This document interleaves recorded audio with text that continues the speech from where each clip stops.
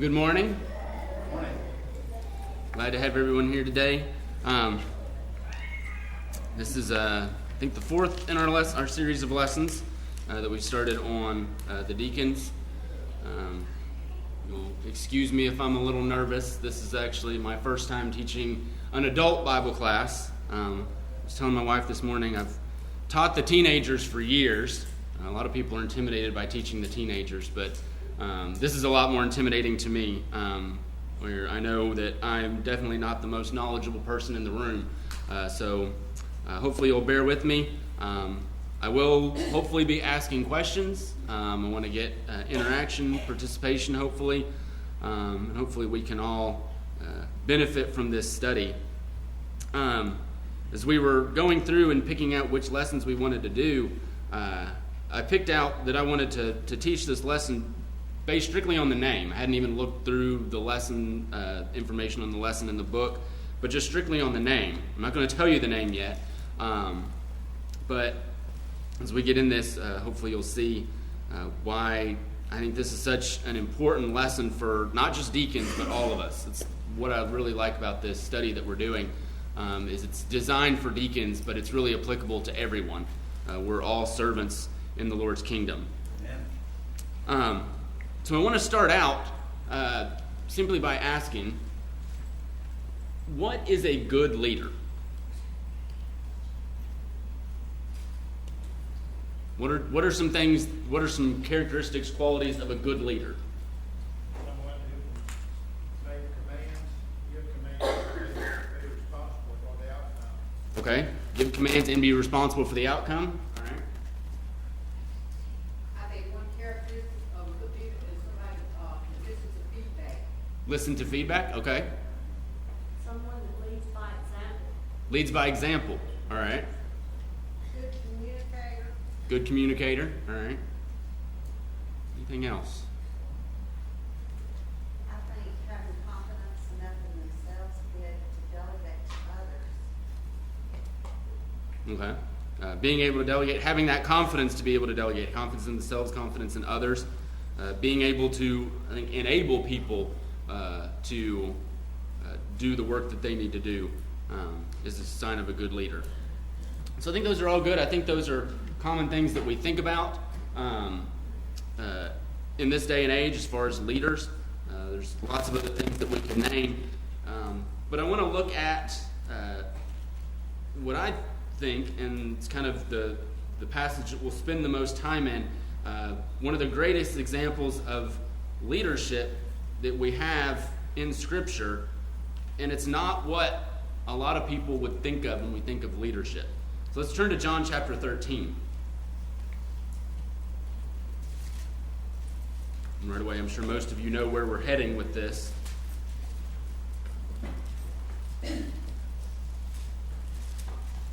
John chapter 13, and we'll start at the beginning of the chapter. Now before the feast of the Passover, when Jesus knew that his hour had come to depart out of this world to the Father, having loved his own who were in the world, he loved them to the end. During supper, when the devil had already put into the heart of Judas Iscariot, Simon's son, to betray him, Jesus, knowing that the Father had given all things into his hands, that he had come for God and that he was going back to God, rose from supper. He laid aside his outer garments, and taking a towel, tied it around his waist. Then he poured water into a basin and began to wash the disciples' feet and to wipe them with the towel that was wrapped around him. He came to Simon Peter, who said to him, "Lord, do you wash my feet?" Jesus answered him, "What I am doing you do not understand now, but afterward you will understand." Peter said to him, "You shall never wash my feet." Jesus answered him, "If I do not wash you, you have no share with me." We'll stop right there. Why do you think Peter's response to Jesus was so negative? He didn't see this as leadership style. This was not Peter's understanding of what a leader does. He doesn't do something. Right. I admire you. I think of you as someone superior to me. What are you doing here on your hands and knees? We like strong leaders, right? That's what we think of when we think of leaders. Someone who is strong, someone who is confident, someone who instills confidence in others. We don't like to see our leaders humiliated. And that's what Peter thought this was. He thought Jesus was being humiliated by doing this. This was the job of a slave, the job of a servant. This was not the job of the Son of God. Peter had already made that confession at this point, that he knew that Jesus was the Son of God. And this was not a job for the Son of God. And so Peter still didn't fully understand Jesus' ultimate goal and ultimate responsibility and what was about to happen following this. So it's a hard example to follow, right? It's a hard example for us to take, for us to understand. It's hard because, like we said, we want to see strong leaders. We want to follow the examples of our leaders, right? So if Jesus, in doing this, as he says, he'll say here in a minute, is giving us an example, then we have to take that to heart. That's something then that we need to understand and we need to do, so that it is hard to follow. Counterintuitive. Yes, it is very counterintuitive. And this lesson is very counterintuitive to what we think of. You know, I think about this a lot, and there are things along this line as far as being a servant that women can do. Like when someone's sick, go in their home and help clean the house, wash clothes, wash dishes, things like that. But it's hard this day and time to go into someone's home and do those things because most people don't want you in their home. And we'll kind of get to that point here in a minute. Let's keep reading on, because that's kind of the way we get it. I'll start back in verse 8 again. Peter's response. Peter said to him, "You shall never wash my feet." Jesus answered him, "If I do not wash you, you have no share with me." Simon Peter said to him, "Lord, not my feet only, but also my hands and my head." Jesus said to him, "The one who is bathed does not need to wash except for his feet, but is completely clean. And you are clean, but not every one of you."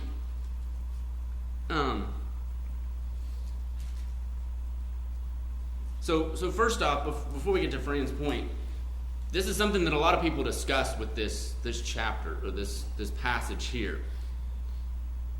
Why don't we Jesus gave us this example. Why don't we wash each other's feet now? Why don't we do that? We wear shoes. And socks. Walk on dusty roads. Jesus was meeting a need, right? This was something that was a need during that day and time. It was a custom. It was done by the servants to wash people's feet. But it's interesting, Jesus' response, his initial response to Peter, "If I do not wash you, you have no share with me." I think there's the basic lesson there of whatever Jesus does, we need to be willing to allow him to do, and to understand that, and that he is the King of Kings and Lord of Lords, and if he wants to wash my feet, I'll let him wash my feet. But I think the deeper meaning there as well is that if we don't allow him to serve us through the washing that we have through his death and burial and resurrection, then we have no part in him. We have no share in him. I think when people try to deny the benefit of baptism and that washing and cleansing, then we do almost like Peter is doing here and say, I don't need that. We don't need to do that. We have this better way. We can do it this way. I'll just say a prayer, and that's good enough, right? And Peter's almost saying the same type thing here. There's a better way. You don't have to do this. You shouldn't do this. But Jesus said, no, this is what needs to be done. And this is what has to be done. And if you do not understand that, if you do not allow me to work through that, then you have no share with me. But I think the other part of it too, the other part that we can learn is Jesus gives us the commandment to be a servant and to serve others. But the other part of it is that we need to allow people to serve us. If we have a need, if there's something that others can do for us, that they desire to do for us, then we should allow them. I think we do each other a disservice, sometimes to Fran's point. We do each other a disservice when we don't allow people to help us, and we don't allow people to serve us. I think it's a cultural thing, especially in this country, that we want to take care of ourselves, pull ourselves up by our own bootstraps kind of mentality. And as a nation, I think that's served us well, that we want to be strong and we want to take care of ourselves, but we distance ourselves from each other when we do that. Brian, what were you going to say? I'm guilty also of this feeling, but a lot of times we think it's all about us if we're the ones that somebody's wanting to serve. But it's not always about us, because sometimes the greatest benefit is not the person being served, but the person doing the serving. Yeah. That's a very good point. Oftentimes the person doing the service gets just as much, if not more, than the person being served. Whatever they're doing for us may not be anything all that spectacular. Like Fran said, something as simple as going over and washing dishes and cleaning someone's house. It takes a couple of hours, a few hours out of our day maybe, but we get the benefit of serving each other and getting to know each other and drawing closer to each other. Hey, Chris. Yeah. I think, too, we know who Peter was. He opened his mouth quite a bit. And it was good for him to, because guess what? He also brought the first gospel sermon, so he opened his mouth so we could have a better understanding, Sometimes that's the weakness with people. A lot of times we hear things, but we don't open our mouth to come to the full understanding of what God expects us to do. And he even made the statement here that not everyone, some of you, but not every one of you. And of course, he's referring to Judas. The person probably needed to be speaking up at that point was probably been Judas more so than Peter. But Peter got to know and understand what the Lord, he had several conversations with Jesus that we read about all through the Gospels, of just them two talking, because Peter wasn't afraid to open his mouth, and if he didn't understand something, or if he thought he understood something and he was totally wrong, he still opened his mouth and expressed it. Yeah. And I think that makes us understand why more so he probably was a speaker that day on Pentecost. I mean, all of them spoke, but the one that was brought out doing the speaking, so more so than the others. Yeah, the one thing we can say about Peter, we may question some of the things that he says sometimes, some of his understanding. There's times where you just kind of shake your head, like, what were you thinking, Peter? But you can never question his love for Christ and his motivation. He did stumble, he did fall, but we see the love that he had in his response to that. And I think that's a good point, that Peter at least was out there, and he tried, and he put himself out there many times, and he was rebuked many times by Jesus, but then was ultimately used to preach the first gospel sermon. Skipping ahead a little bit in the passage here, down to verse 16. Jesus says, "Truly I say to you," he's addressing all the apostles now, and he says in verse 16, truly I say to you, a servant is not greater than his master, nor is a messenger greater than the one who sent him.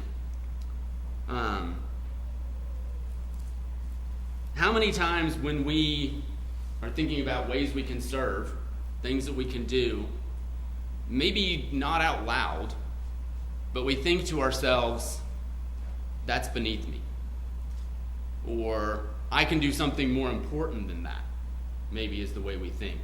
We don't necessarily think that's beneath me, but we think, oh, I can do something more important. I can do something to have a bigger influence. I can do something bigger and better.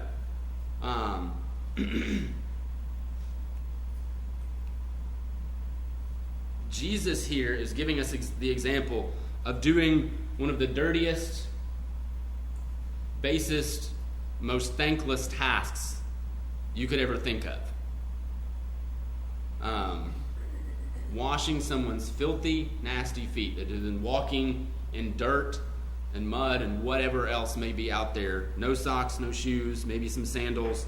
But doing the dirtiest, thankless task anyone could think of. And he reminds us here that a servant is not greater than his master, nor a messenger greater than the one who sent him. If Jesus was willing to do this, how can we even think that any task is beneath us? That there's nothing too menial for us to do?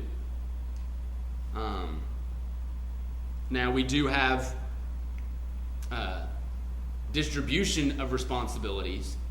You know, the thing that came to mind when I was reading this, and I was thinking, well, what about the apostles, though, in Acts, when they instituted the deacons, or what we think of as the deacons for the first time, and there was the issue of the widows being fed, and the apostles basically said, it's not good that we should wait on tables.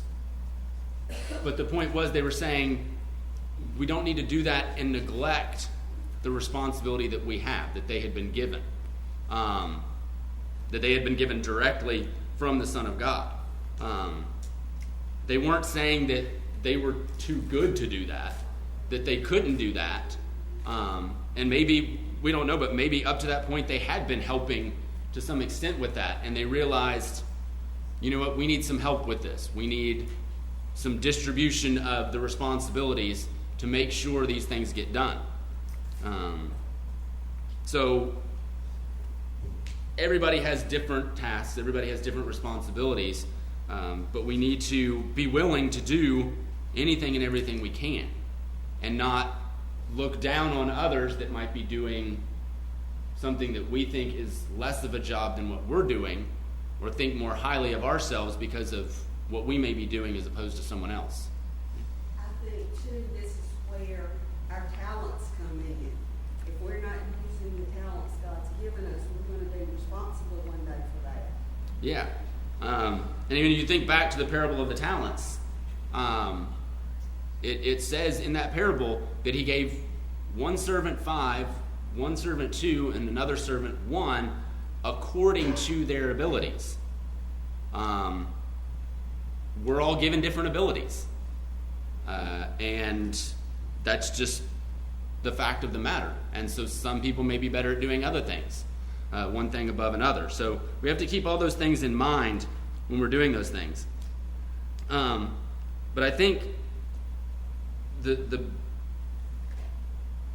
of the biggest things we can take from this is actually if you look at Mark chapter 10, and the verse here is a verse that we all know, but I want to read some of the context around it. Starting in verse 42.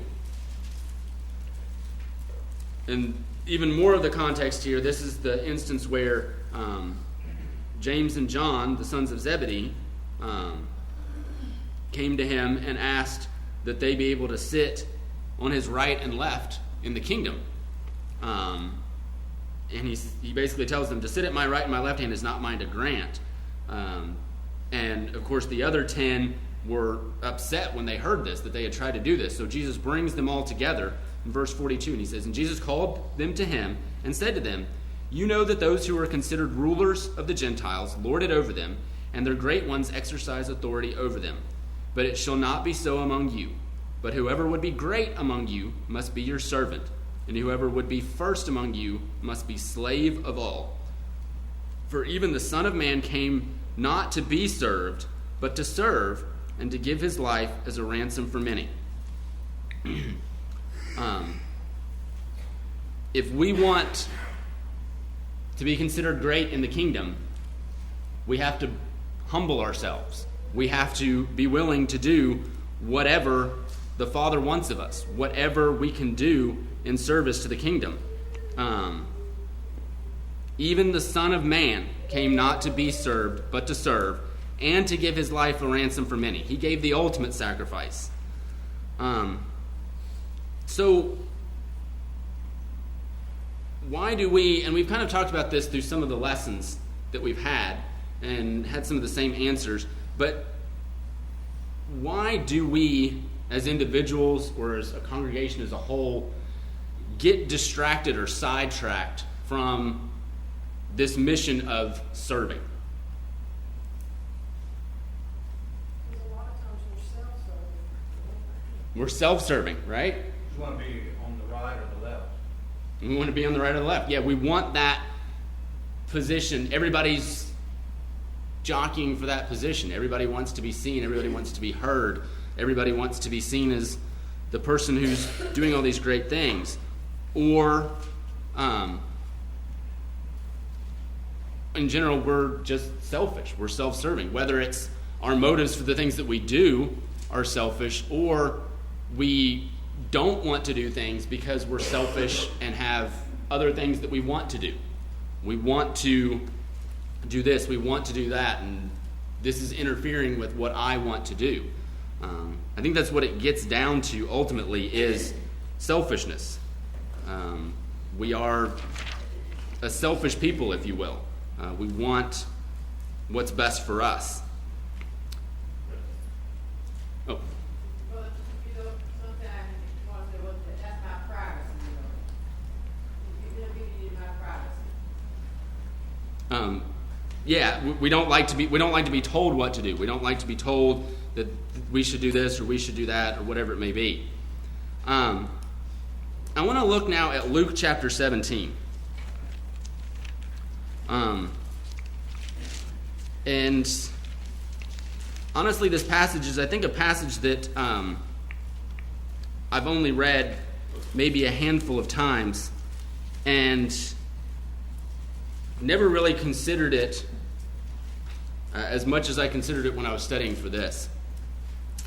I just want to read starting in verse 7. Luke 17, verse 7. Will any of you who has a servant plowing or keeping sheep say to him when he is come in from the field, "Come at once and recline at the table"? Will he not rather say to him, "Prepare supper for me, and dress properly, and serve me while I eat and drink, and afterward you will eat and drink"? Does he thank the servant because he did what was commanded? So you also, when you have done all that you were commanded, say, "We are unworthy servants.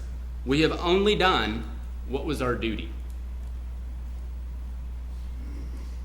That's humbling.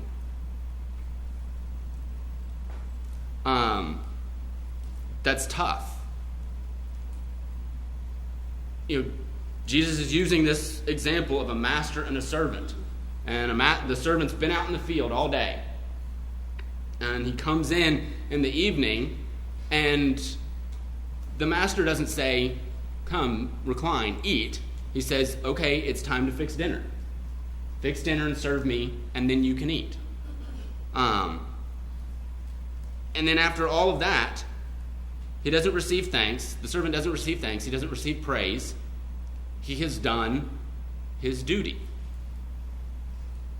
Nothing more, nothing less. He has done his duty. And I think that's tough for us to take sometimes. That's tough for us to think that we don't receive praise and admiration for the things that we do for the Lord and his church. I guess the question comes down to, why do we serve? Why do we serve in the Lord's kingdom? Because we love him. Because we love him, right? That's really what it gets down to. I know a couple of weeks ago when Adam taught, I think the title of the lesson was Calling for Slaves. And Adam kind of started off changing that a little bit and said, don't like the connotation of slaves. And I think rightly so, we have a very negative view of that terminology because of the history of our nation and the things that have happened here. But if we look back at the connotation of that term here in Scripture, it's somewhat different. And I actually want to go back and look at some passages in the Old Testament to give us some reference to this. I want to start first in Leviticus chapter 25.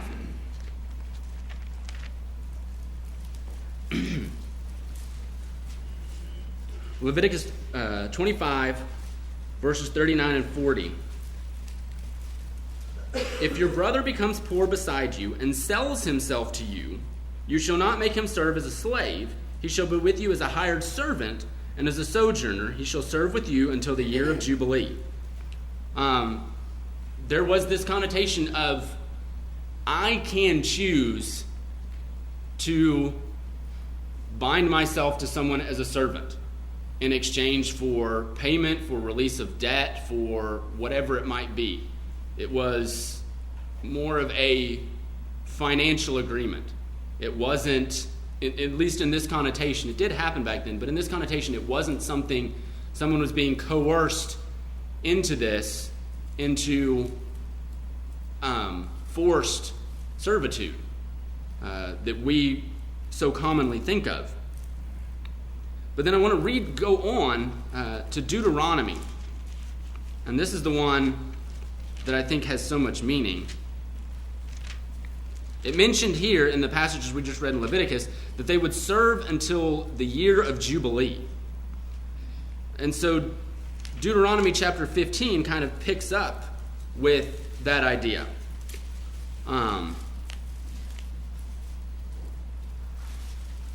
Starting in verse 15 of Deuteronomy, it talks about, at the end of every 7 years you shall grant a release.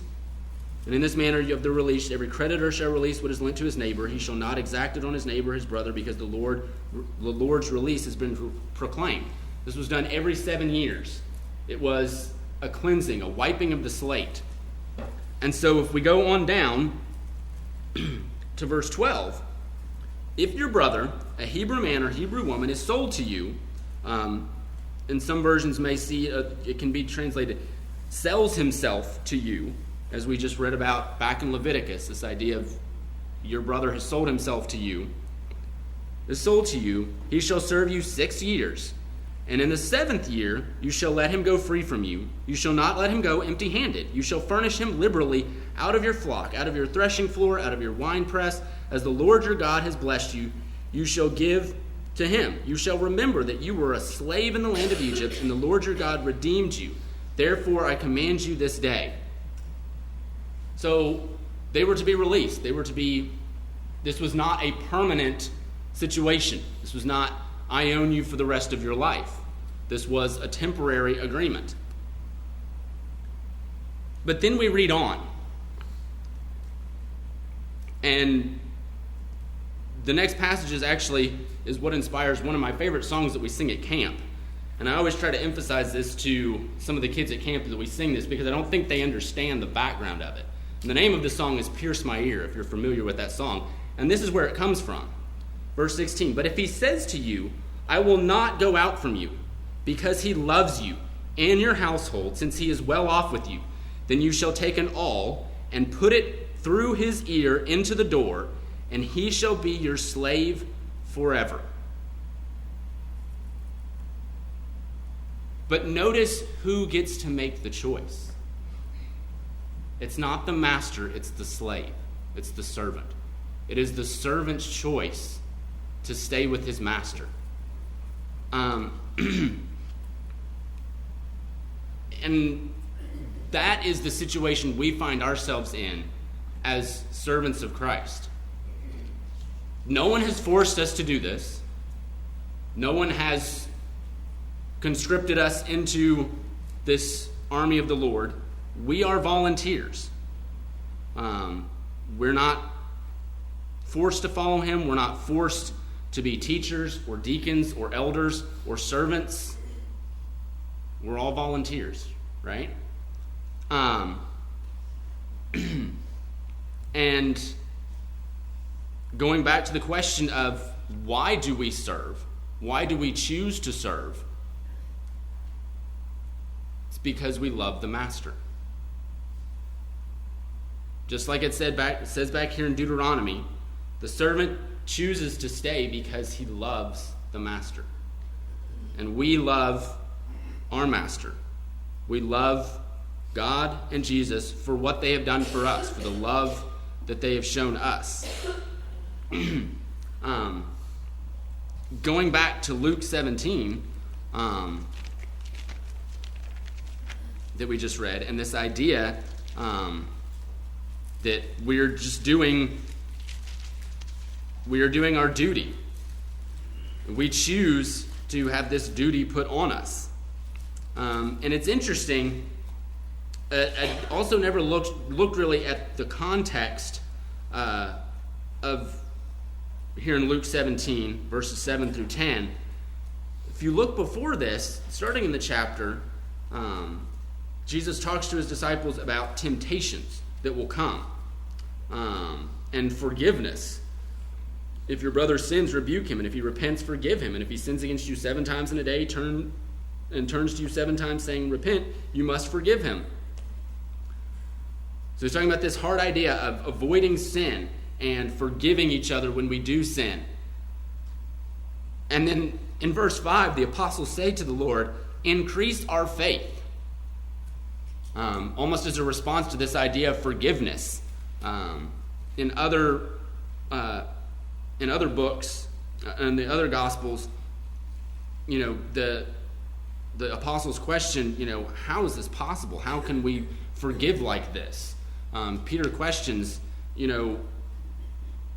how many times should we forgive? And then they ask here, increase our faith. And the Lord said, if you had faith like the grain of a mustard seed, you would say to this mulberry tree, be uprooted and planted in the sea, and it would obey you. And it's this context of avoiding sin and forgiving others and having faith that he then says, do not expect praise and thanks for doing your duty. These are the things that are expected of us. These are the things that we are supposed to do. And when I think so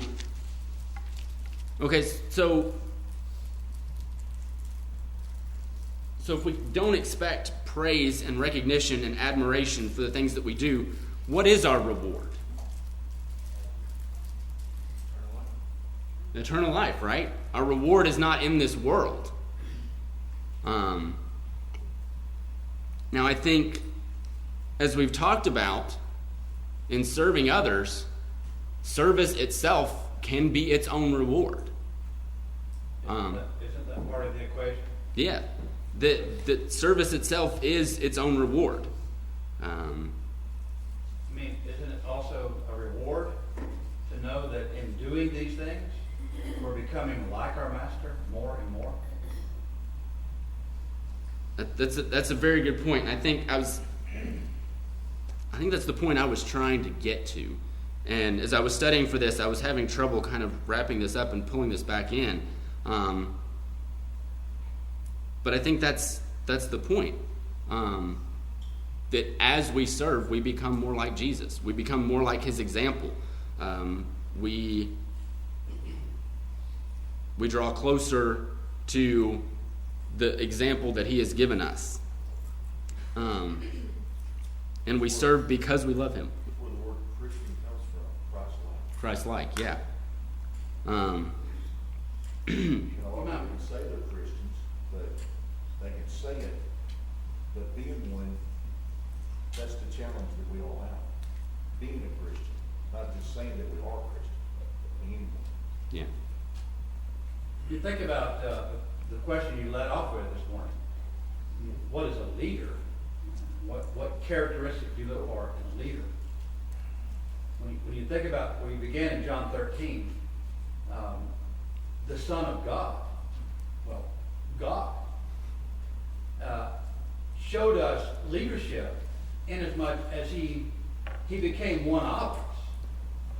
He showed us that I'm not different than you. I am actually one of you. I'm among you. I share your pain. I'm even going to do the lowliest of tasks. This is what the household slave would normally do, but I'm going to do that. And I'm the creator of the universe, but I'm willing to do that. And it kind of reminds me, and I know this is probably controversial, but I'm going to say it anyway. And regardless of what you think of our present president, one of the, I think, magical things about his presidency is his ability to connect with the average person. And people scream about it and holler about it and say, he's not my president, and they're rioting and burning their streets and what have you. But there are a lot of people that are standing up and cheering, and they're cheering because, as he said in his speech last night, I'm not just doing this for myself, I'm giving you voice. And I think it's that ability to connect with people, to relate to people, to understand that this isn't a top-down thing. This is, we're in this together proposition. And I think when you look at effective leaders are those people who are able to get among the troops, who have, the morale is on their side because their people know that he doesn't think he's better than me, or she doesn't think she's over me. She's willing to get her hands dirty. He's willing to pay the price. He's one of us. And so they're willing to lay down their lives for someone that's willing to lay down his life or her life for them. And I think that's really the true genius of great leaders, is the ability to connect with their... He listens to all sides too, without destroying, burning, and rioting.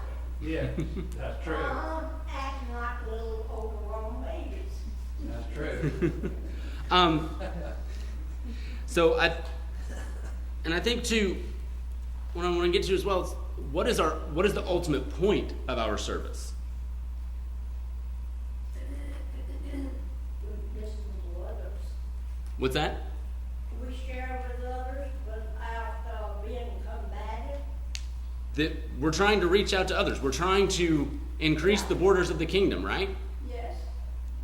That is the Great Commission that it says that God has given us. That's one of the many ways that we serve. And that's ultimately the point of all of our service, is to glorify God and his kingdom, to increase the kingdom as we can.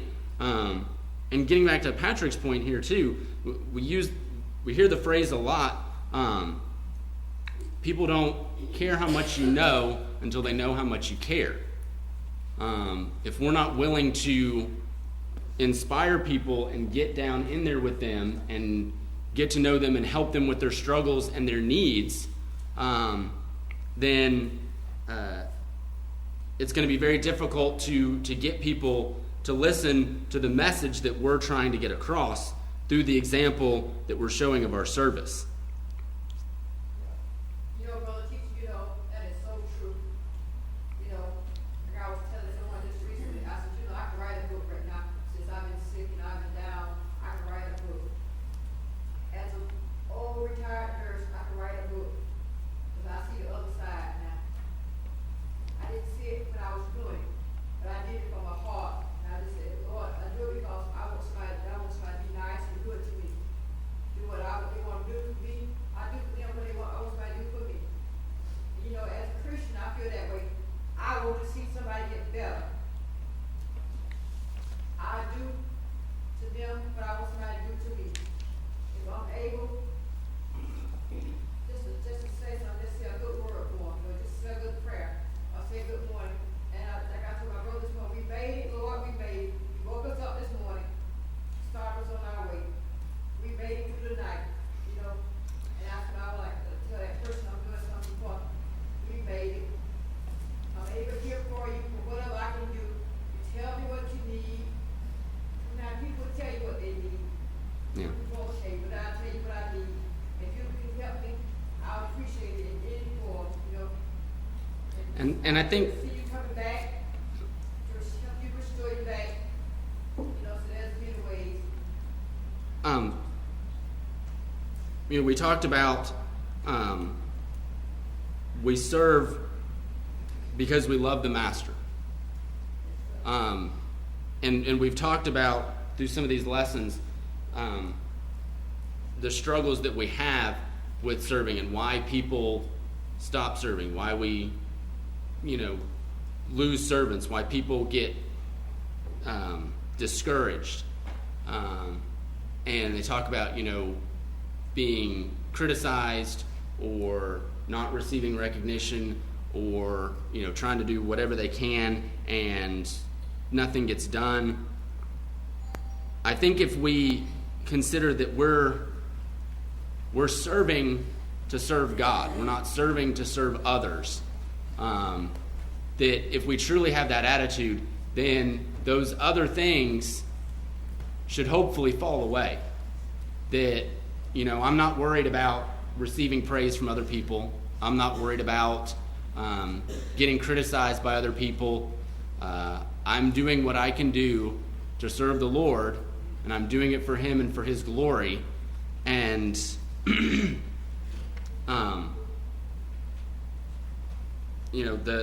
last thing I wanted to think about was, as Jesus was giving that ultimate service and that ultimate sacrifice on the cross, He was being ridiculed and mistreated, and He had been beaten.